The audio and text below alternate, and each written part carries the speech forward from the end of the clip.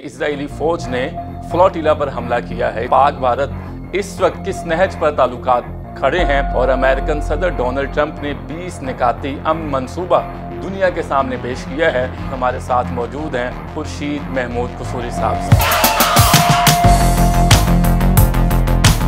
Hitler بھی یہ سمجھتا تھا کہ اس کا کچھ نہیں بگاڑ سکتا کوئی۔ نیتن یاہو بھی یہی سمجھ رہا ہے۔ اسرائیل اس کو آئے چپت مار جائے، اس کو چپت مار جائے۔ 7 ملکوں پہ حملہ کیا، کون فیصلہ کرے گا؟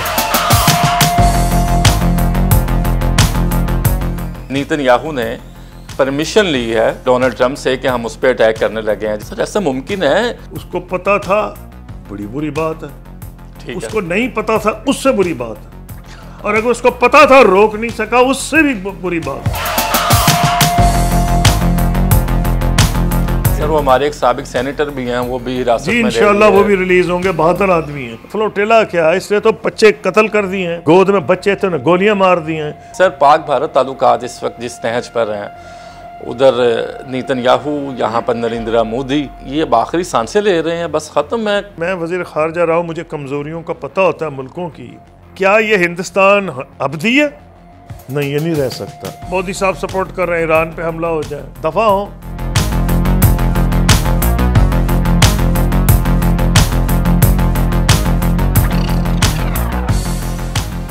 بسم اللہ الرحمن الرحیم، السلام علیکم۔ GNN ڈیجیٹل کے ساتھ کامران ارشد آپ کی خدمت میں حاضر ہے۔ دنیا کو معلوم ہے کہ دنیا کے حالات بہت تیزی کے ساتھ بدل رہے ہیں۔ گزشتہ روز اسرائیلی حکام نے، اسرائیلی فوج نے فلوٹیلا پر حملہ کیا ہے۔ اس کے بعد پیدا ہونے والی صورتحال کے بارے میں ہم بات کریں گے کہ دنیا میں اس وقت کون سی صورتحال پیدا ہو رہی ہے، اور امریکن صدر ڈونلڈ ٹرمپ نے 20 نکاتی امن منصوبہ دنیا کے سامنے پیش کیا ہے۔ وہ امن منصوبہ کتنا پریکٹیکل ہے اور اس پر کتنا عمل درآمد کیا اور کروایا جا سکتا ہے۔ اس کے علاوہ پاک بھارت اس وقت کس نہج پر تعلقات کھڑے ہیں اور آگے کیا ہونے جا رہا ہے۔ اور آج ہمارے ساتھ موجود ہیں سابق وزیر خارجہ پاکستان خورشید محمود قصوری صاحب۔ سر بہت بہت شکریہ آپ کا کہ آپ نے ہمیں وقت دیا۔ سر یہ اسرائیل کی جانب سے دنیا کو کچھ نظر آ رہا ہے، نیتن یاہو کو کچھ اور دکھائی دے رہا ہے۔ تو سر یہ جو دنیا کو نظر آ رہا ہے اور نیتن یاہو کو جو نظر آ رہا ہے، یہ ایک پیج میں نہیں ہو سکتے؟ اس کے 2-3 کامنٹس ہیں میرے۔ جی، پہلا تو یہ ہے کہ رومنز یوزڈ ٹو سے whom that gods، ان کے مختلف گاڈز تھے، lightning, love, water, Roman, whom that gods wish to destroy they first make them mad۔ کہ جن کو وہ ڈسٹرائے ان کے گاڈز کرنا چاہتے ہیں، اس کو پہلے پاگل بنا دیتے ہیں۔ ہٹلر بھی یہ سمجھتا تھا کہ اس کا کچھ نہیں بگاڑ سکتا کوئی سمجھ سکتا تھا کہ نیچے جا کے اپنے سر میں گولی مار کے مرے گا، آگ لگا دی جائے گی اس علاقے بنکر میں، اس کے جو سپورٹرز ہیں ان کو ٹرائی کیا جائے گا نیورمبرگ میں۔ نہیں، نیتن یاہو بھی یہی سمجھ رہا ہے۔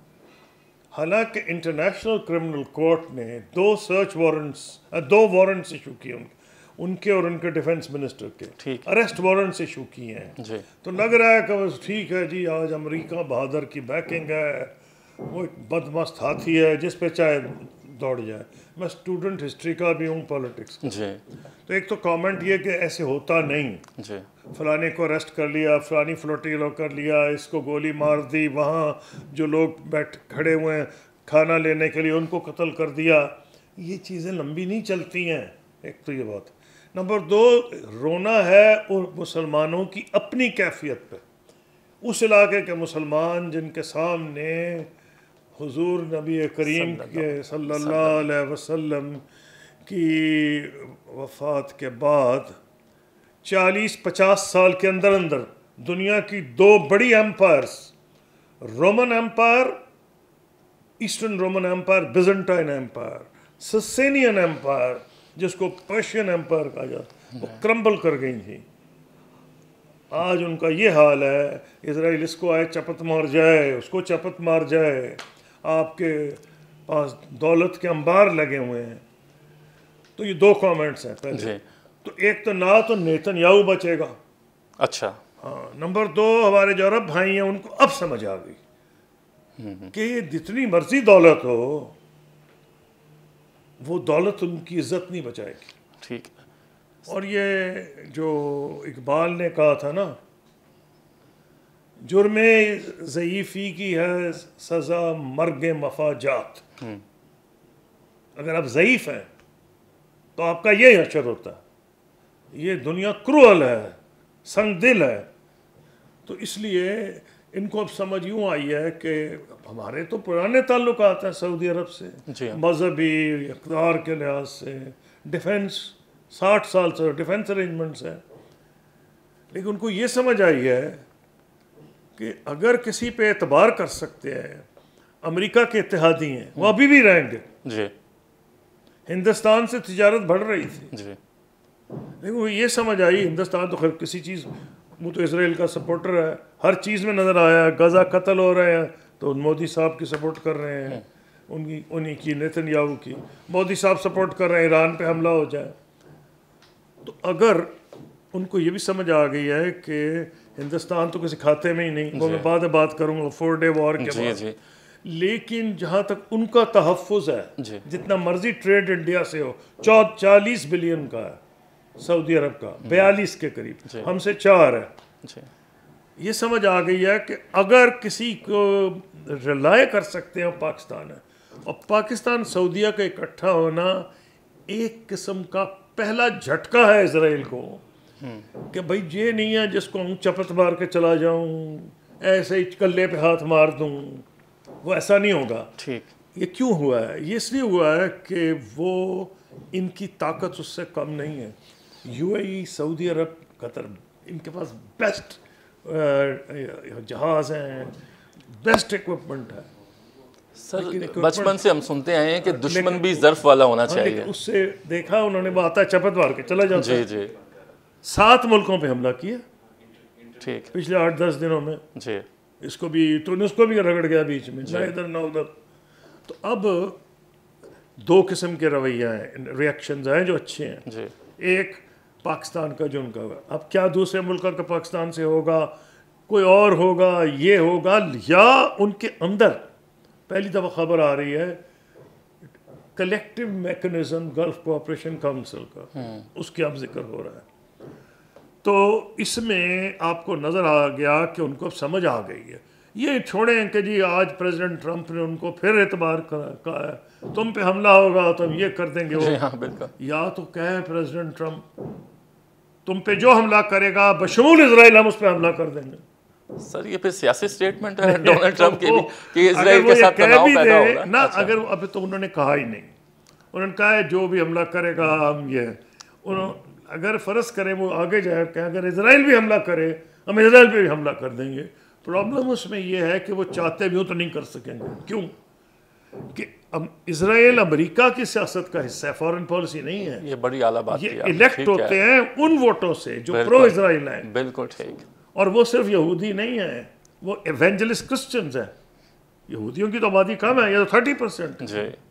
تو رائٹ ونگ ریپبلکنز جو ہیں، تو اگر ٹرمپ صاحب چاہیں بھی دل سے تو یہ عربوں کو سمجھ آ گئی ہے کہ اگر اسرائیل کا لیڈر ٹھان لے کہ میں نے کرنا ہے، وہ نہیں روک سکتا. بالکل ٹھیک ہے. روک سکتا ہے وہی ملک جو جس قسم کی ایک سائیکولوجیکل بلیک میل کر رہا ہے، نفسیاتی. نیوکلیئر ویپنز ہم as a former foreign minister I am stating are only India specific. کسی ملک کے اگینسٹ ہم یوز نہیں کرنے کا سوچتے. ٹھیک ہے. لیکن اسرائیل کو تو پتہ ہے نا، اور مجھ سے زیادہ کس کو پتہ ہے کہ اسرائیل کو پتہ ہے. میں واحد وزیر خارجہ ہوں جو اس لیول پہ میٹنگ ہوئی ہے ڈپٹی پرائم منسٹر اسرائیل کے ساتھ میری ترکی میں پریزیڈنٹ اردوغان نے کرائی تھی. اچھا. مجھے ڈائریکٹ آفر کی انہوں نے، ہم آپ کو جناب نینو ٹیکنالوجی دیں گے. مجھے پتہ ہی نہیں تھا اس وقت جب میں گیا تھا کہ واٹ از نینو ٹیکنالوجی. اب کوئی تھوڑی بہت سمجھ آئی ہے. جی. آپ کو ہائی ٹیکنالوجی دیں گے. مجھے اس کی بھی نہیں سمجھ آئی تھی. ایک چیز مجھے سمجھ آئی کیونکہ میں فارمر ہوں. انہوں نے کہا آپ کو ہم ایگریکلچر میں ہالینڈ بنا دیں گے، یہ بنا دیں گے، اتنی آپ کی ترقی ہوگی کیونکہ ہم نے تو ایک ڈیزرٹ کو بلوم کرا دیا. سچی بات ہے. جی. تو میں تو اس پہ بھی نہیں، میں نے کہا تھا بھائی تم یہ کرو گے تو میں نے کہا اگر viable independent Palestinian state with Jerusalem as A capital. ٹھیک ہے. یہی کنگ عبداللہ کا پلان تھا جس کو ہم نے اڈاپٹ کیا ہوا تھا. تو میرا کہنا سمپل یہ ہے کہ اب جو دوسری چیز، یہ دو چیزیں اکٹھی ہو گئی ہیں، اسرائیل نے بہت بڑی غلطی کی. قطر ملک تو چھوٹا ہے جی لیکن قطر پہ حملہ ایسا ہے جیسے گلف پہ حملہ ہو گیا. تو سعودی عربیہ کو اب اندازہ ہوا ہے، اس لیے میرا خیال ہے یہ پچھتائے گا جو اس نے کیا. کیونکہ اب اگر یہ جاگ گئے، ریسورسز تو ان کے پاس ہیں، جی فوجیں بھی چلے زیادہ نہ صحیح، سعودی تو آبادی بھی کافی ہے، ان کی تو نہیں ہے. یو اے ای اور قطر کی بہت چھوٹی آبادی ہے. یو اے کی تو میں خیال ہے صرف 10% لوکل ہے، بھائی 90% فورنرز ہیں. جی اس میں کافی ہندوستانی بھی ہیں. جی تو یہ جو چیز ہوئی ہے نا، اب وہ بزنس ایز یوزول نہیں ہوگی. آپ دیکھیں گے تبدیلیاں آئیں گی. سر یہ میں نے دیکھا تھا، میں نے سی این این کو دیکھا اس رات کو، تو سی این این نے کچھ رپورٹ کیا، دوسرے میڈیا نے کچھ. سی این این نے یہ کہا ہے کہ نیتن یاہو نے پرمیشن لی ہے اس سے، ڈونلڈ ٹرمپ سے، کہ ہم اس پہ اٹیک کرنے لگے ہیں. جبکہ وائٹ ہاؤس کی سٹیٹمنٹ یہ تھی کہ ڈونلڈ ٹرمپ نے قطر کو آگاہ کیا ہے کہ اسرائیل آپ پہ اٹیک کرنے والا ہے. سر ایسا ممکن ہے؟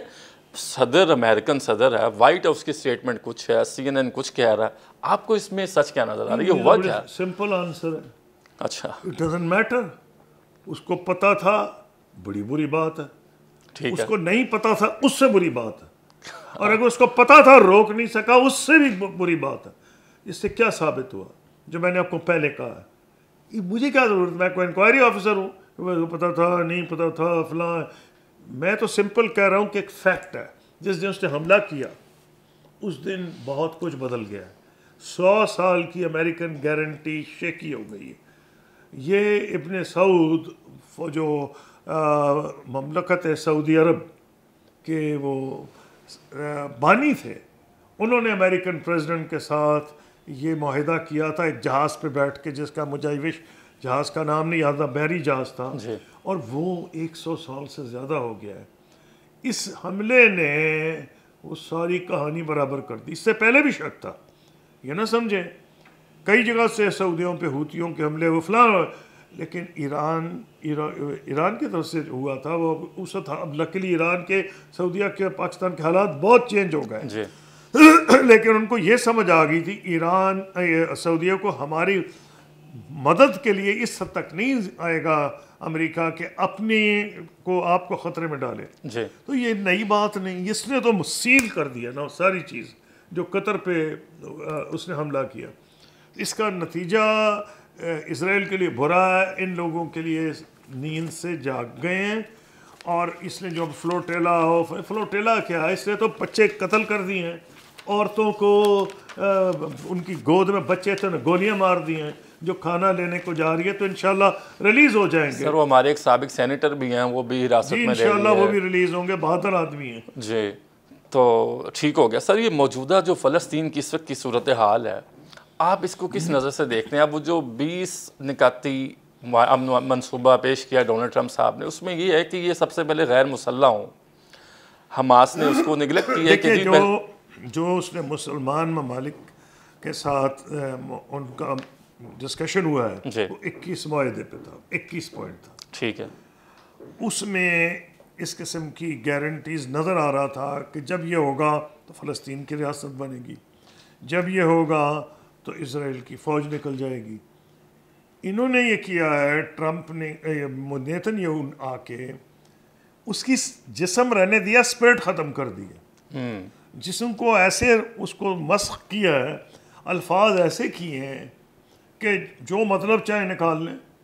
مطلب آپ اس سے اندازہ لگائیں کہ انگریزی میں کچھ کہہ رہا ہے اور بات کر رہا ہے ہیبرو میں اپنی قوم سے، اور ان کو کہہ رہا ہے میں نے تو معاہدے میں یہ کہا ہے کہ کوئی فوج ہماری نکلے گی نہیں غزہ سے اور فلسطین بنے گا ہی نہیں.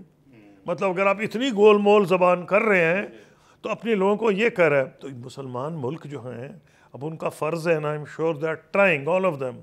اچھی بات ہے 8 اکٹھے ہیں، یہ بھی بڑی اچھی بات ہے. یہ بھی اسرائیل کو داد دیں کہ یہ جو نیند سے سوئے ہوئے تھے ان کو بھی اس نے جگا دیا ہے کہ بھئی ہمیں اکٹھا ہونے کی ضرورت ہے. سر یہ کتنی خطرناک بات ہے. یہ بھی چھوٹی بات نہیں ہے. ٹیکنوکریٹ کی تجویز کہ وہ وہاں پر کنٹرول کریں گے، اور وہ اگلی بات جو تھی اور بدل دیا.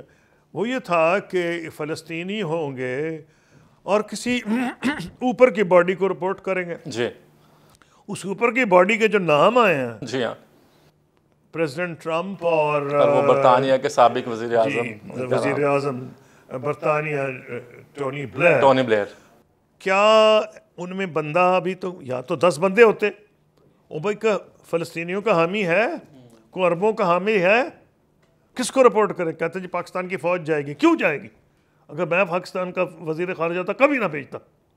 جب تک وہ سلوٹ کرے گی اسرائیل کو جا کے کہ اوپر جی وہ باڈی میں اسرائیل کے نمائندے بیٹھے ہوئے ہیں.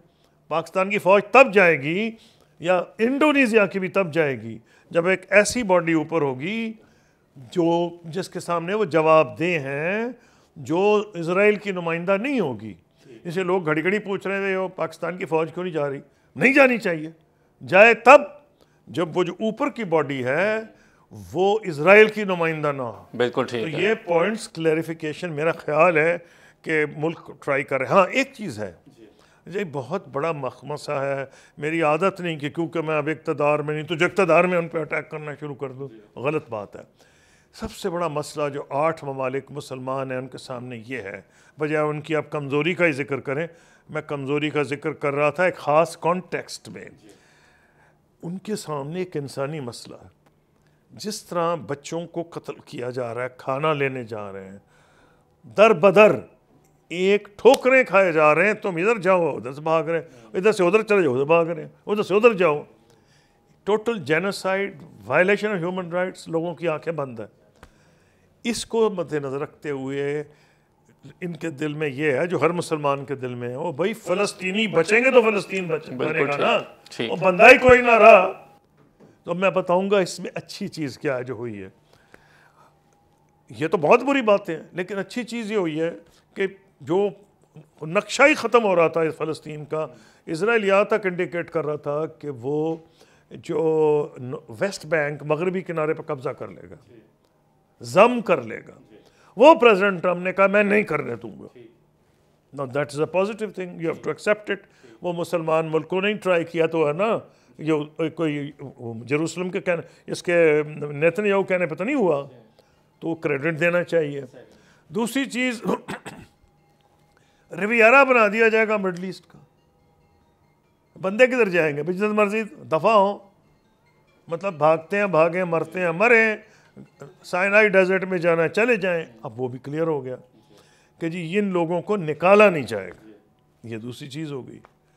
تیسری چیز جو ہے جس پہ کرٹیسزم بھی ہو رہا ہے، لیکن کیونکہ میں وزیر خارجہ رہا ہوں مجھے کمزوریوں کا پتہ ہوتا ہے ملکوں کی، لیکن اس میں ایک بات ہے، یہ تو معاملہ ہی ختم ہونے لگا تھا، فلسطین کا تو نام ہی ختم ہو رہا تھا. پہلی دفعہ جو 8 مسلم ممالک کا ڈیکلریشن ہے اس میں کلیئرٹی سے ہے، اور جو انہوں نے گول مول سی چیزیں کر دی ہیں، ان کو یہ ہوگا تو وہ ہوگا تو فلسطین کی ریاست بنے گی، یہ ہوگا وہ ہوگا تو ان کی فوج نکالے جائے گی.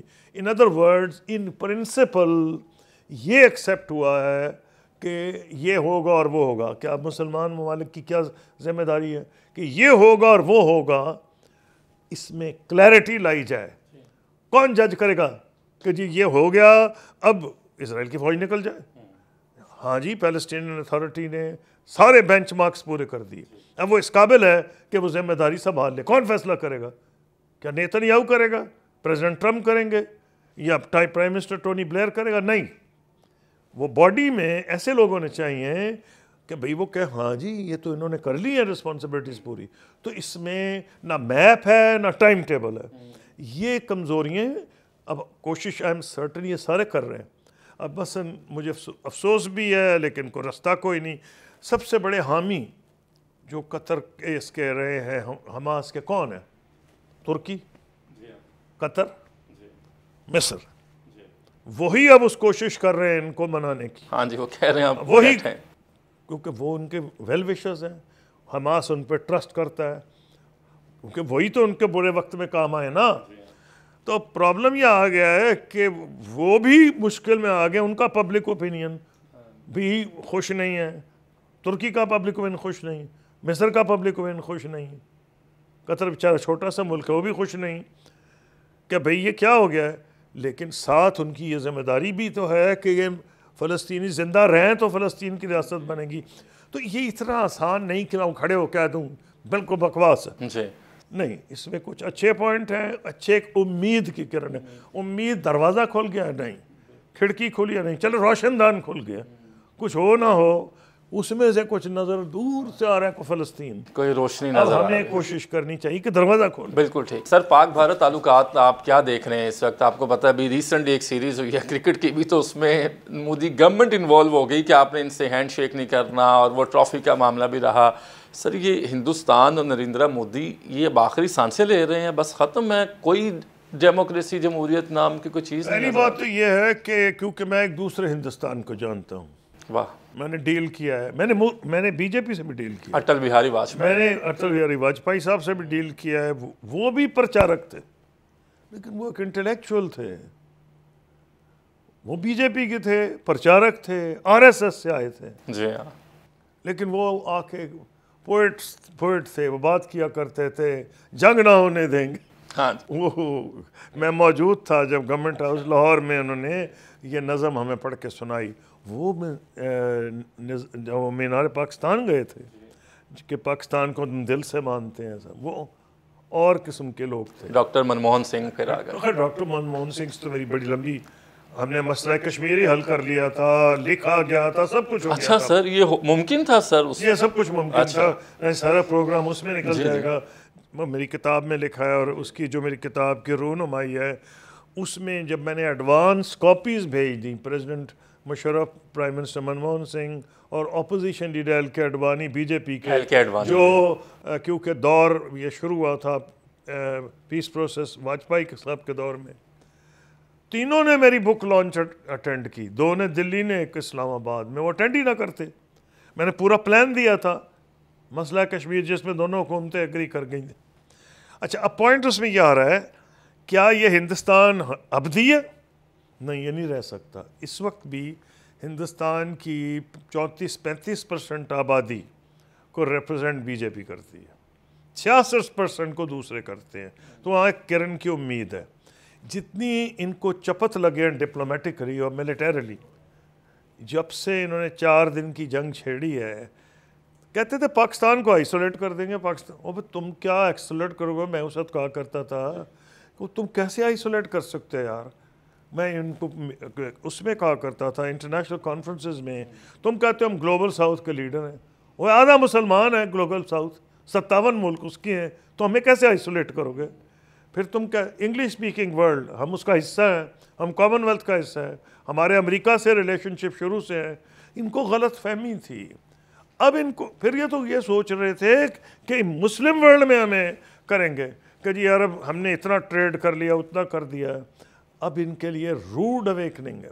دیکھیں بات یہ ہے کہ جو پنڈت نہرو کی اس وقت کانگریس کی پالیسی تھی وہ یہ نہیں تھی وہ فلسطینیوں کے حق میں تھے، بلکہ ہمیں تھوڑا سا غصہ آیا کرتا تھا ایز اے پاکستانی کہ جی پی ایل او جو ہے وہ ان کے بڑی قریب ہے. دل سے ہم چاہتے ہیں، لیکن پنڈت جی جو ہے، پنڈت جواہر لال نہرو اور یاسر عرفات بہت بغل گیر ہوتے تھے. نہرو کی جو پالیسی تھی وہ انلائٹنڈ تھی. اس نے مروا دیا جی یہ پالیسی اپنائی کیا ہے، ساری مسلم ورلڈ میں اس نے اپنے آپ کو آئسولیٹ کر لیا ہے. اس وقت بولتے نہیں تھے کیونکہ ان کو یہ بتایا گیا تھا او جی یہ اتنی بڑی طاقت ہے کہ امریکہ بلڈ کیا جا رہا تھا چین کے خلاف، اور پھر یہ کہا جا رہا تھا جی کہ تو نیٹ سیکورٹی پرووائڈر ہے، اور نیٹ سیکورٹی پرووائڈر تو 4 دن کی جنگ میں ہی فارغ ہو گیا. ایئر فورس ہماری سپیریئر تھی، فوجیں ہم پلہ ہیں. تو اس لیے میرا کہنا یہ ہے کہ ہندوستان میں بہت سے ہندوستانی ہیں جو پاکستان سے امن چاہتے ہیں، اس میں کوئی شک نہیں، میں ان کو جانتا ہوں. اور یہ نہیں 1000 سال کے لیے نہیں آئے مودی صاحب. دیکھیں بہار میں کیا ہوتا ہے جی، اس کے بعد انڈیا کے الیکشنز ہیں. لیکن یہ کلیئرٹی سے میں کہہ سکتا ہوں کہ جس بری طرح کیونکہ میں فالو کرتا ہوں، میں کتاب بھی لکھ رہا ہوں. آپ کتاب لکھتے ہیں آپ کو پڑھنا بہت پڑتا ہے.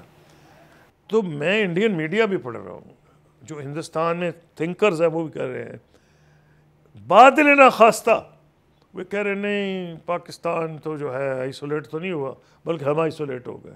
اب جب یہ سوچ آپ میں آ جائے، یہ کہتے رہتے ہیں جنگ میں ہم نے کمال کر دیا، ہم جیت گئے. اب تمہارے کہنے سے کیا ہوتا ہے یار، دنیا کیا کہہ رہی ہے. اس سے اب میں جو کتاب لکھ رہا ہوں اسے میں انڈیا کیا کہہ رہا ہے؟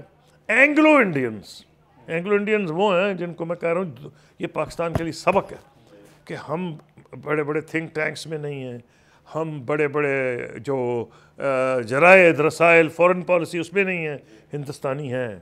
ان کو میں اینگلو انڈینز کہہ رہا ہوں کیونکہ انہوں نے اپنی عزت بچانی ہوتی ہے. وہ ایک بات پاکستان کی کریں گے، دو انڈیا کی کریں گے. اور پھر گورے ہیں جو انہوں نے کہا ہے وہ بھی میں لکھوں گا کتاب میں.